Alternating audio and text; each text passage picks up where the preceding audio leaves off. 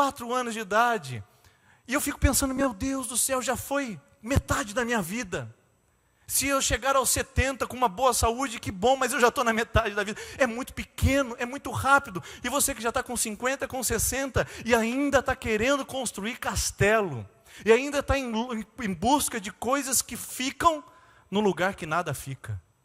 Em funeral não tem caminhão de mudança. Caixão não tem gaveta. Não dá para a gente levar aquilo que a gente conquista. Por isso a gente sacrifica o que é o melhor por aquilo que é bom. E a gente perde grande parte da nossa vida fazendo castelo no lugar que Deus pediu que a gente fizesse tenda. E a gente inverte prioridades, a gente estraga as coisas e a gente nem se deu conta de que isso aconteceu. Por isso a frase que eu queria dizer para você é que essa busca desenfreada é assim, ó. Nunca seremos completamente satisfeitos no lugar que é apenas o nosso caminho e não o nosso destino. Você nunca vai ser plenamente satisfeito no lugar que não é o seu destino, mas é apenas o seu caminho, é apenas o seu processo. Exemplo, tire um peixe do aquário, coloque sobre uma mesa, e aí você vai olhar para aquele olhinho de peixe morto e vai ver que ele não está muito feliz com aquela circunstância. Então você diz, só pode ser dinheiro. Você coloca algumas notas de R$100, alguns cheques assim, bem gordos perto dele, mas nada melhora. Você coloca uma peixe do lado dele, também não fica feliz. Aí você pensa, só pode ser então autoestima, vamos lá. Aí você fala palavras de motivação para ele, não melhora o peixinho. Quando que o peixe vai ficar melhor? Quando você colocar ele de volta no aquário. Porque do aquário ele veio, e ao aquário ele deve tornar para ele estar completamente satisfeito. Nós estamos num lugar chamado terra. Nós estamos num lugar chamado mundo, que não é o nosso destino. Aqui não é a sua parada final, meu querido. Aqui não é o seu ponto final, minha querida. Aqui a sua história não se encerra. Você não pode enfincar os seus pés nesse lugar e dizer que daqui eu não saio, daqui ninguém me tira. Porque você tem a certeza e a convicção de que esse mundo passa e a sua vida passa. Não tem como colocar estacas em algo transitório, em algo passageiro, em algo efêmero como é a vida. Não tem como você criar castelos num lugar que não é o seu destino, é a sua passagem. E pessoal, o que a gente faz no lugar de passagem? O que a gente faz em lugar de passagem?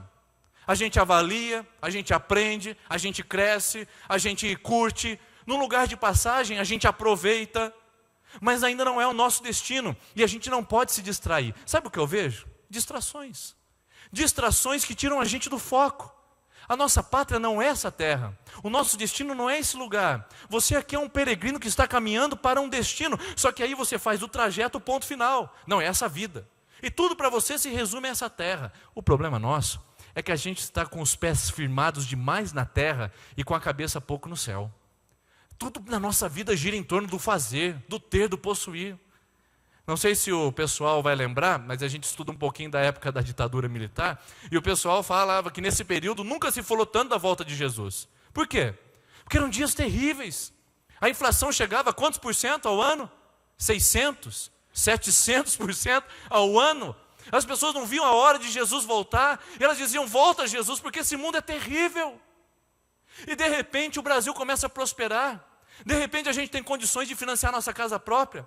De repente a inflação está sob controle.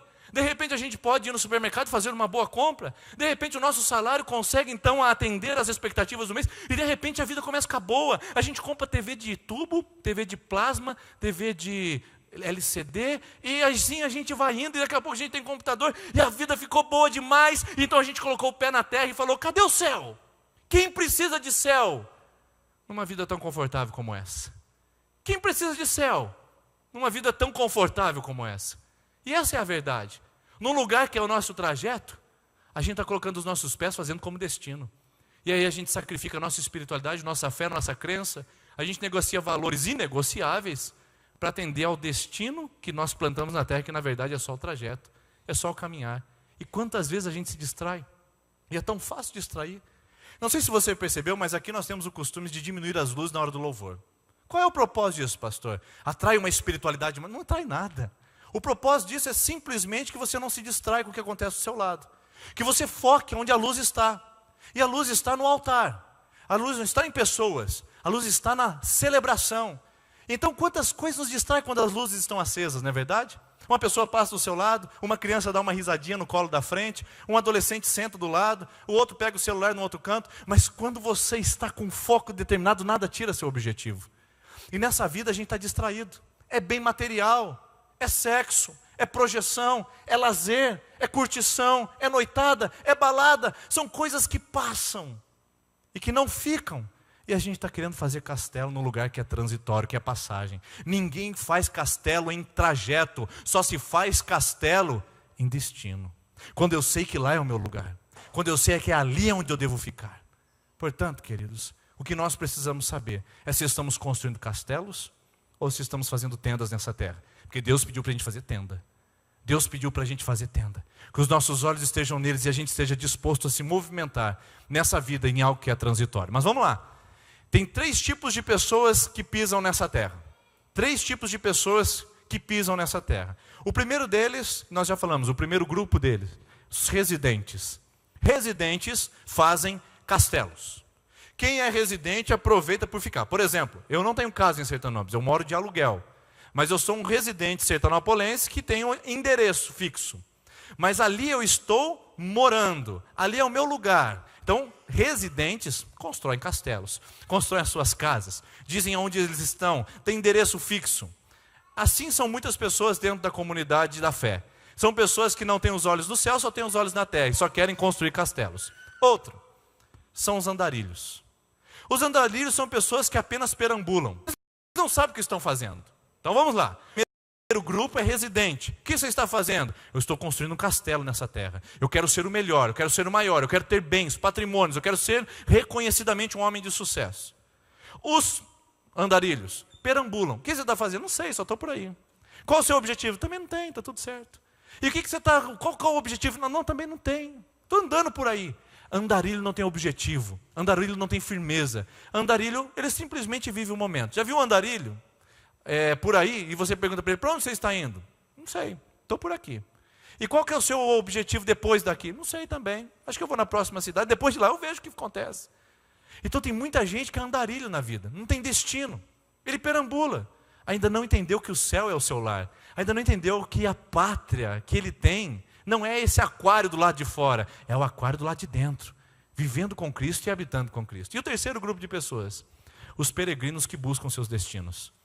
E são esses aqui que encontram o caminho do céu. Os residentes querem só viver para essa terra e para esse mundo. Os andarilhos querem apenas viver o momento sem se preocupar com amanhã. Mas os peregrinos, eles passam pelo caminho, eles andam pelo mundo, eles passeiam por essa terra, mas eles sabem qual é o destino deles, eles sabem para onde estão indo, eles sabem para que lugar eles estão marchando.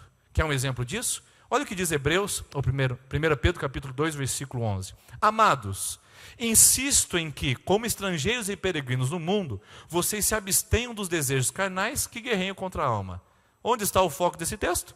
Estrangeiros e peregrinos desse mundo. Jesus fez uma oração linda em João capítulo 17. Ele orou pelos seus discípulos dizendo: Pai, eu não peço que o Senhor os tire do mundo, mas que o Senhor os livre do mal. Porque nesse mundo nós passamos, nesse mundo nós peregrinamos. Eu não ando a esmo, sem destino nesse lugar. Eu sei para onde eu estou indo. Eu estou marchando rumo à cidade celestial, a Jerusalém celestial, assim como o povo de Israel. Não sei se você lembra disso, mas o povo de Israel foi tirado do Egito e Deus disse para eles: vocês vão marchar rumo a Canaã, a terra da promessa. A mesma coisa o povo cristão está fazendo. Eles estão marchando do mundo cheio de pecado, de dor, de lágrima, de traição, de injustiça, de maldade, de desprezo, de abandono, de angústia, de solidão, de depressão, de enfermidade. Um mundo que é terrível. O cristão está marchando desse mundo para a Canaã celestial, a Jerusalém celestial, a libertação do Egito. É o mesmo processo. Inclusive tem um livro que foi escrito por um grande pastor chamado John Bunyan. Ele escreveu isso no final do século XIX, chamado O Peregrino. Dentro de uma prisão, lançado no cárcere por amar a Jesus e pregar o Evangelho, esse homem na Inglaterra, ele resolveu escrever como seria a trajetória de um cristão. E ele pega o cristão e tira da sua cidade, ou da cidade do pecado, e começa a transicionar ele. Então esse peregrino, tem inclusive o filme, você pode assistir, ele passa pelo pântano da desconfiança, pelo vale da incerteza, pelas montanhas da incredulidade. Ele vai passando porque a vida é uma jornada, irmãos. A vida não é um destino. E às vezes a gente fica perdendo noites de sono. A gente perde o melhor da nossa vida, se preocupando com um lugar que não é o nosso destino. Os nossos valores estão invertidos. Porque nessa terra nós somos peregrinos. Chega para um peregrino que está saindo de uma região e indo para outra em peregrinação. E fala para ele, rapaz, para aqui. Ele fala, não, eu tenho um destino. Não, mas fica aqui. Não, eu tenho que chegar àquele lugar. Não, faz uma casa aqui, aqui tem sombra, água fresca, alimentação, TV a cabo. Fica aqui, meu irmão. O peregrino fala, não, eu tenho um lugar para chegar. E sabe o que o diabo está fazendo com você? Está te parando no meio do caminho. Parando você com um relacionamento que não tem chance nenhuma de ir para frente. Parando você com uma possibilidade de ganhar mais, de mais lucratividade, que vai destruir inclusive a sua integridade moral, que vai parar você no meio do caminho.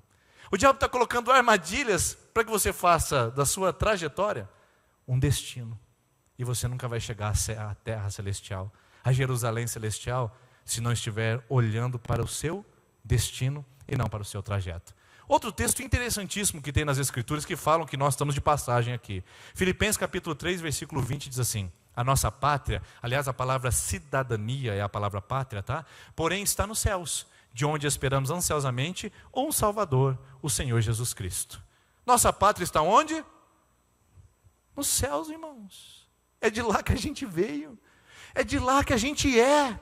A gente não tem o DNA desse mundo. A gente tem a centelha divina, o DNA dos céus. É lá que nós estaremos plenamente satisfeitos. Esse lugar que eu vivo deve ser uma embaixada. O que é uma embaixada? É um lugar que é, mas não é. Ou seja, e a minha responsabilidade é trazer um pouco dessa pátria para a minha vida, mas ela nunca será por totalidade. Um exemplo disso, quando nós fomos tirar nosso visto americano, nós pisamos no consulado americano, depois nós passamos para a embaixada americana lá em São Paulo. Estávamos no Brasil, a gente não tinha andado de avião, a gente só tinha atravessado um portão. E daquele momento em diante estava uma placa escrito, você está em território americano.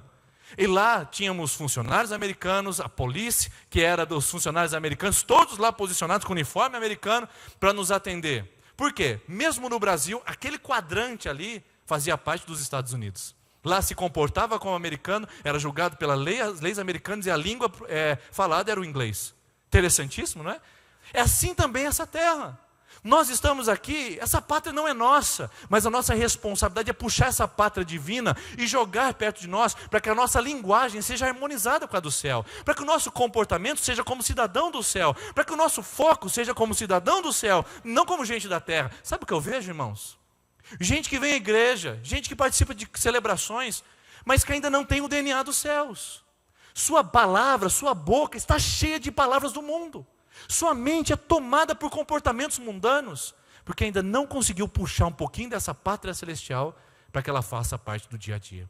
Portanto, a minha pergunta para você é um peregrino, você é um andarilho ou você é um residente dessa terra? Qual é a sua posição? Porque isso tem tudo a ver com o texto que eu vou apresentar para você a partir de agora. Porque muita gente passa por essa terra e não fica confortável com uma palavrinha que é tão interessante, que é a palavra morte. A única certeza que você tem na sua vida é de que você vai morrer. É a única certeza. Quero te dar uma boa notícia aqui essa noite. Você vai morrer. Amém? Amém, misericórdia, Senhor, né?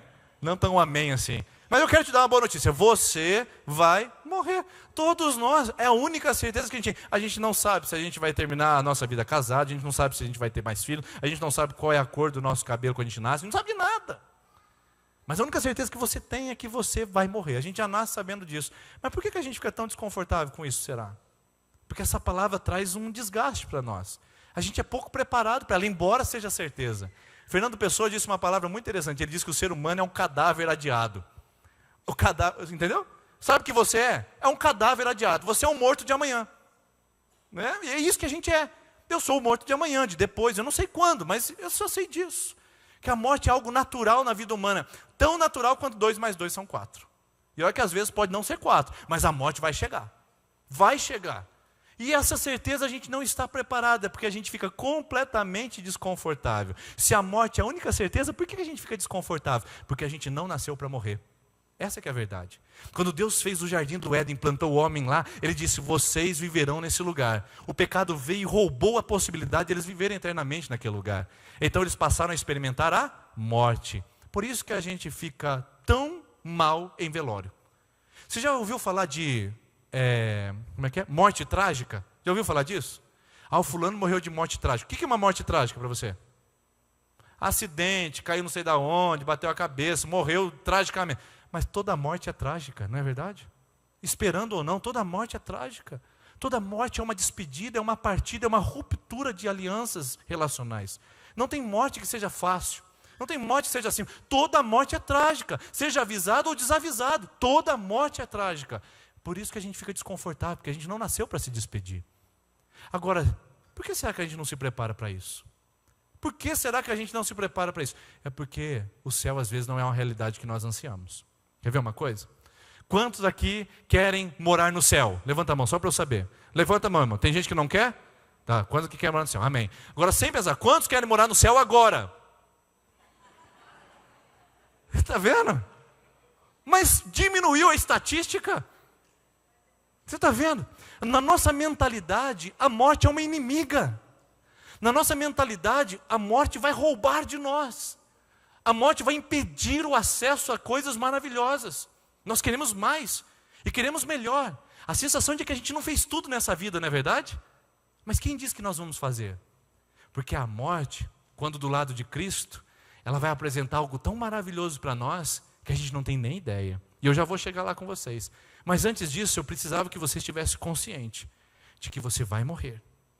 Só que você precisa definir agora se quando você morrer, você terá passado por essa terra como um peregrino e vai herdar a cidade celestial, ou você passou por essa terra como um andarilho e não encontrou o caminho, a verdade e a vida que é Jesus. Ou passou nessa vida como um residente, querendo acumular vantagens mais, lucros mais e maiores. Que é? Quem será você? Porque tem gente que passa pela vida e acontece isso. Alguns vivem como se nunca fossem morrer, enquanto outros morrem como se nunca tivessem vivido. Tem gente que vive como se nunca fosse morrer. Entendeu? Continua no pecado, continua no engano, na traição, na mentira. Continua vivendo como se nunca fosse morrer. Só que tem gente também que morre como se nunca tivesse vivido. Esse é o princípio, que a morte faz a gente se despertar para um relacionamento pessoal com Deus. Eclesiastes diz assim, é melhor uma casa com luto do que uma casa que tem festa. Qual casa que você gosta de ir mais? Aquela que está lá um pancadão? Ou naquela outra, meu Deus do céu. Qual o lugar que você gosta de frequentar mais? É lógico, é o tuts-tuts. Porque é ali que pelo menos você tem alegria.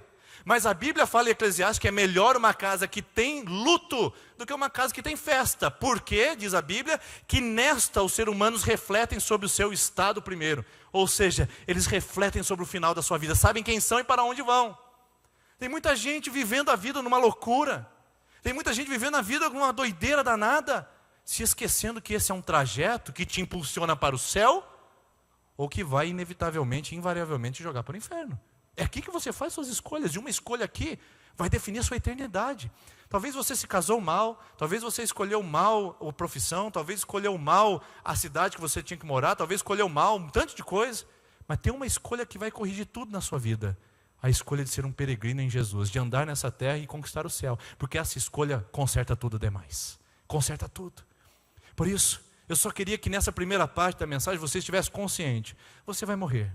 Eu vou morrer. Somos seres limitados. Somos seres mortais. E não imortais como a nossa mente pensa. Então, chega a parte do texto bíblico que eu queria apresentar para você. João capítulo 11, que diz assim. Ao chegar, Jesus verificou que Lázaro já estava no sepulcro havia 4 dias. Lázaro morreu e Jesus chega até a cidade. Betânia estava a cerca de 3 quilômetros de Jerusalém. E muitos judeus tinham ido visitar Marta e Maria para confortá-las pela perda do irmão. Quando Marta ouviu que Jesus estava chegando, foi encontrá-lo. Mas Maria ficou em casa. Disse Marta a Jesus, Senhor, se estivesse aqui, meu irmão não teria morrido. Mas sei que mesmo agora Deus te dará tudo o que pedires. Então, Jesus respondeu, o seu irmão vai ressuscitar. E Marta disse: eu sei que ele vai ressuscitar na ressurreição no último dia. Disse Jesus: eu sou a ressurreição e a vida, e aquele que crê em mim, ainda que morra, viverá, e quem vive e crê em mim não morrerá eternamente. Você crê nisso? Jesus traz uma palavra que traz segurança, queridos. Jesus disse para Marta: Marta, eu sou a ressurreição e a vida. Isso aqui abre uma porta de esperança. Por quê? Porque quando Jesus fala, eu sou a ressurreição e a vida, ele diz, essa vida não tem a palavra final. Essa terra não tem a palavra final. Eu sou a ressurreição e a vida. E aquele que esteja morto, ainda que morto, vai viver em mim. Enquanto isso, eu entendo que a palavra de Jesus traz uma segurança, mostrando para mim que a morte é uma amiga e não uma inimiga para aqueles que nele creem. Meu irmão, minha irmã, se você não crê em Jesus, a morte para você é traiçoeira. Se Jesus não é o Salvador e o Senhor da sua vida, a morte para você é uma inimiga. Mas se você ama Jesus e anda com Jesus, a morte para você é uma amiga. Ela que tem a chave, que vai abrir a porta da eternidade. A gente só consegue acessar a eternidade pela morte. Ela se torna uma amiga, a qual abraçamos e nos abraça para nos levar diante do Pai. Onde diz 1 Coríntios capítulo 2, versículo 9, que nem olhos ouviram, nem olhos viram, nem ouvidos ouviram, nem jamais penetrou em coração humano que Deus preparou para aqueles que têm amado. Olha só, um lugar maravilhoso, onde não tem choro, não tem lágrima, não tem câncer, não tem tratamento, não tem quimioterapia, não tem luto, não tem traição, não tem desconfiança, não tem abandono, não tem estupro, não tem a violência sexual, não tem nada disso. A morte abre essa porta quando nós amamos a Jesus. Ela é uma amiga, mas quando não amamos a Jesus, ela se torna uma inimiga cruel. Eu quero dizer para você o que isso significa. Eu sempre conto essa ilustração. A Ana Luísa estava com muita febre no quartinho dela, e nós fomos, medimos a febre, ela estava com 39. Eu falei para minha esposa, vamos trazer para o nosso quarto, vamos cuidar dela à noite, medicar, a gente dá um banhinho e tal. E ela ficou delirando a noite toda, não sabia o que estava acontecendo. Eu sei que pela manhã a febre havia cortado, baixado, e ela então acordou e falou assim, papai, o que eu estou fazendo no seu quarto? Eu disse, filha, você estava no seu quartinho com febre, o papai e a mamãe trouxe você para cá, para você poder ficar com a gente e a gente cuidar de você. Ela dormiu no quarto dela, com febre, e acordou no nosso quarto sem febre. A morte, para aqueles que são de Jesus, é como dormir nesse quartinho com febre e acordar no quartinho celestial sem ela.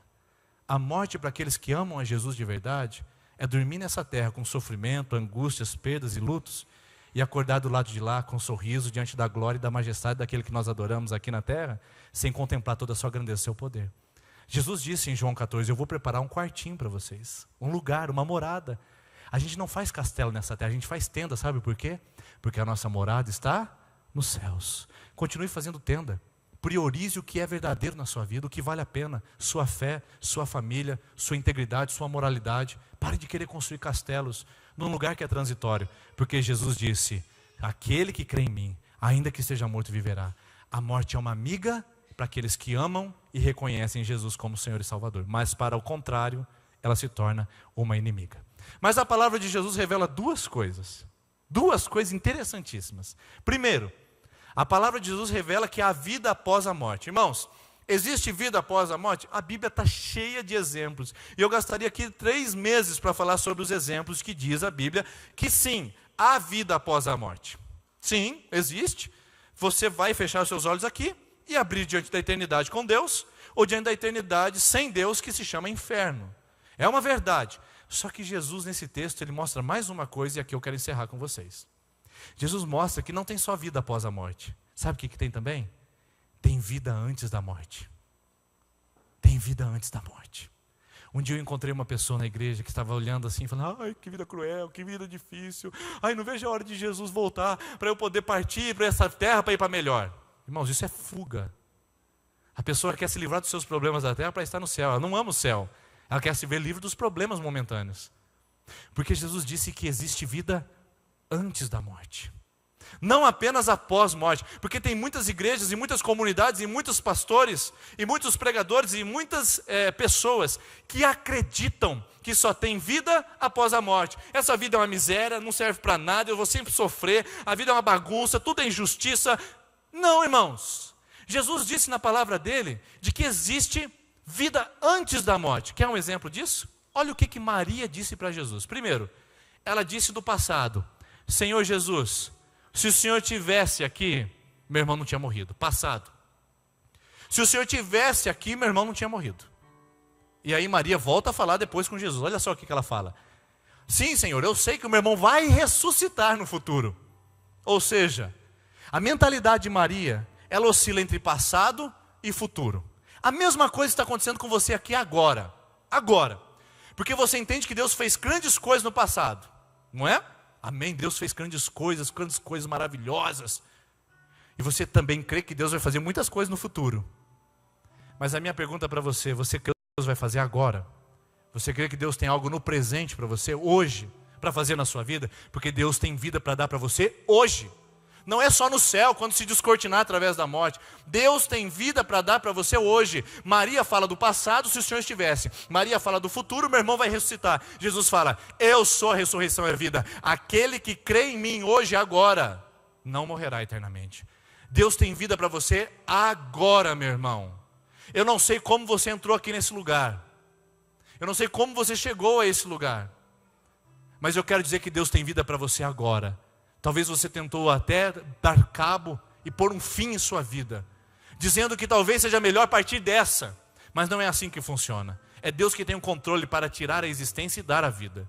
Portanto, para você essa é a palavra. De que você precisa entender que a vida pertence a Deus. E Deus tem vida para você hoje. Não somente ontem e nem somente amanhã. Deus tem vida para dar para você hoje. Porque João capítulo 10 diz assim, eu vim para que tenham vida e a tenham em abundância. Deus quer vida para você pós-morte, mas também quer vida para você antes da morte. Eu não sei quantos de vocês entraram nesse lugar sem vida. Mortos em suas esperanças. Mortos em suas expectativas. Mortos em suas possibilidades e até em seus sonhos. Gente que sente que o Lázaro está sepultado há mais de 4 anos ou 6 anos. Mas eu quero dizer para você essa noite, tem vida para você após a morte, mas também tem vida para você antes da morte. Jesus quer dar vida ao seu coração e a você nessa noite. Portanto, a pergunta que Marta, ou melhor, que Jesus fez a Marta, ainda está sem resposta. Será que você pode responder? Você crê nisso? Jesus perguntou para ela. Você crê nisso? Essa pergunta que Jesus fez também é reproduzida para você hoje. E eu quero encerrar essa palavra perguntando para você. Você crê nisso? Você crê que Jesus é a vida que você precisa? Você crê que Jesus é tudo que você precisa para o seu coração? Você crê que nessa vida você é peregrino, você não é residente? Você entende que nessa vida você é peregrino e não é andarilho? Você entende que Deus tem vida para você após a morte, um lugar cheio de esperança, de vida sem sofrimento? Mas também entende que Jesus tem restauração, milagres e sinais para realizar na sua vida agora, mesmo que ela tenha dificuldades, sofrimentos? Eu creio num Deus que tem vida após a morte e antes da morte. Ele tem vida em abundância para te dar. A palavra abundante significa plena. Antes e depois, Deus tem prometido vida para você. Então, isso significa, eu sou a ressurreição e a vida. Eu sou o que foi ontem, eu sou o que será amanhã, e eu sou o que sou hoje. Jesus é a vida que você precisa, que você tem buscado. Não precisa correr para nenhum outro lugar. Nessa terra você vai continuar peregrinando, mas agora você sabe para onde está indo. Para Jesus, o seu Senhor. Vamos colocar em pé, chamar a equipe de intercessão, e eu também a equipe de louvor que vem aqui à frente. E nós vamos cantar uma música linda. Deu certo aquela? Porque ele vive? Nós vamos cantar aquela música linda, que o pessoal canta em funeral. Mas parou de cantar na igreja. Porque ele vive, eu posso crer no amanhã. Mas não somente no amanhã, no hoje, no ontem, porque ele vive, eu sei que Cristo está ao meu lado e ele me fortalece. Você que está na sua 5ª, 6ª, 7ª semana de campanha, você vai vir receber oração enquanto nós cantamos essa canção. E você que vai começar a sua campanha hoje, o cartãozinho está aqui à frente, também no balcão de informações, e você pode vir à frente e receber oração a partir de agora, tá? Enquanto cantamos essa canção, Deus enviou seu Filho amado para nos dar um destino, para que o nosso trajeto seja conduzido como peregrinação. Vem aqui para a gente orar com você enquanto isso.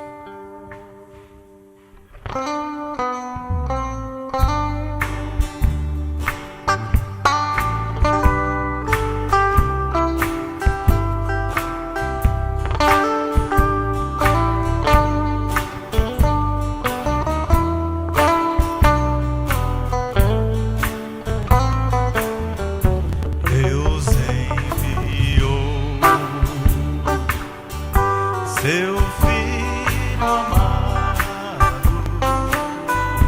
pra me